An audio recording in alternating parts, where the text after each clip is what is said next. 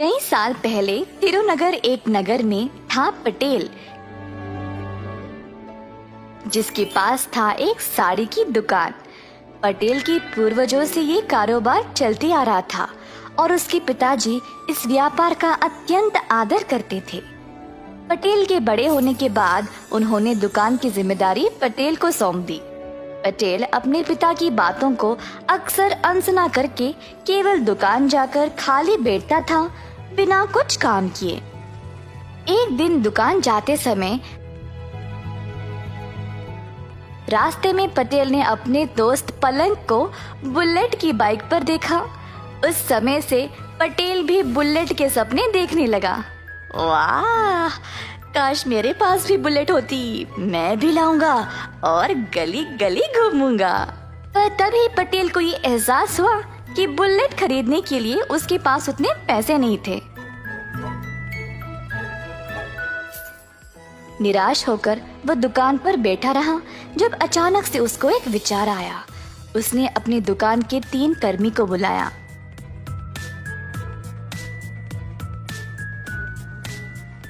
अरे जरा बताओ, हमारे पास पूरे कितने साड़ियाँ हैं? साहब जी, हमारे पास शायद लगभग 50 साड़ियाँ होगी। बस 50? मुझे कम से कम 150 साड़ियाँ बेचनी है। अब और 100 साड़ियाँ कहाँ से लाऊं? साहब जी, मेरा दोस्त एक थोक व्यापारी है। उसके पास एक साड़ी तकरीबन 100 से 250 रुपये के बीच में मिल जाएगी। माल हमारे जितना अच्छा नहीं है, पर सस्ता तो है। अच्छा, एक काम करो, उसके पास जाओ और एक साड़ी 100 रुपये के दाम पर 100 साड़ियों को ले आओ। किसी को इस बारे में नहीं बताना, ठीक है? तो हमें फिर 10,000 रुपये की जरूरत है। आप पैसे दे दो तो हम माल ले आएंगे साहब। पटेल के पास 10,000 रुपये भी नहीं थे, तो वह अपने 50 साड़ियों को 1,000 के दाम में बेचने लगा। 15 दिन के अंदर उसने सारे साड़ियाँ बेच डाली और उन पैसों में से 10,000 निकालकर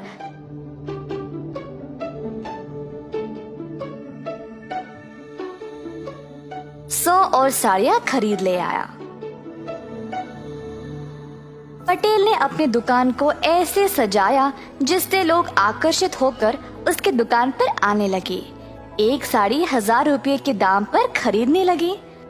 1,50,000 कमाने के बाद पटेल ने अपनी मनपसंद बुलेट खरीद ली। एक दिन पलंग और उसकी पत्नी मनीषा बाहर जा रहे थे। रास्ते में मनीषा ने एक आदमी को साइकिल पर साड़ियाँ ले जाते हुए देखा। साड़ी वाले को रोककर पूछा, भैया कितने में बेच रहे हो? 100 रुपये में एक साड़ी मैडम। अच्छा, जरा मुझे दिखाओ। साड़ियों को देखने के बाद दोनों पलंग और मनीषा हैरान होकर एक दूसरे की ओर देखने लगे। सुनिए जी, पिछली बार मैंने ऐसी ही साड़ी पटेल की दुकान से 1,000 रुपये में खरीदा था। हाँ, सही बोला तुमने, कुछ तो गड़बड़ है। ऐसा कहकर पलंग और मनीषा ने साड़ी वाले को बाजार में लाया और सब लोगों को जमा किया।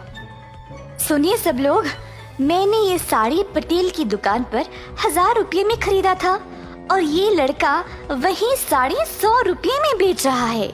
ये तो धोखा हुआ। मेरे साथ जो हुआ, मैं नहीं चाहती कि आप लोगों के साथ भी हो, इसीलिए मैंने आप सब लोगों को यहाँ जमा किया है।